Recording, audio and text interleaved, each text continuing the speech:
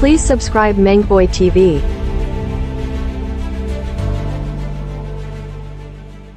Jordan Clarkson at Kai Sotto, makikita natin nag-practice na sila ng kanilang outside shooting. Jordan Clarkson masayang nagkita ang mga kasama niya sa practice.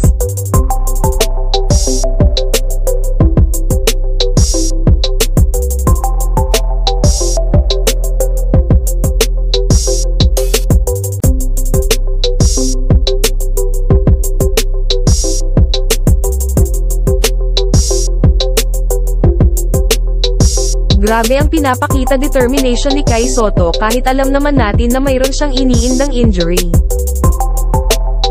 Hindi lang si Kai Sotto ang nagpapakita ng determination, lahat ng kasama niya sa practice ay talagang nakafocus.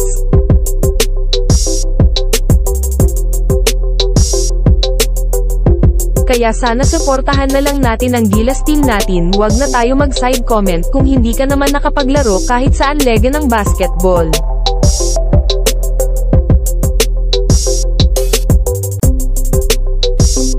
Like na lang at pa-subscribe at maraming salamat sa panonood.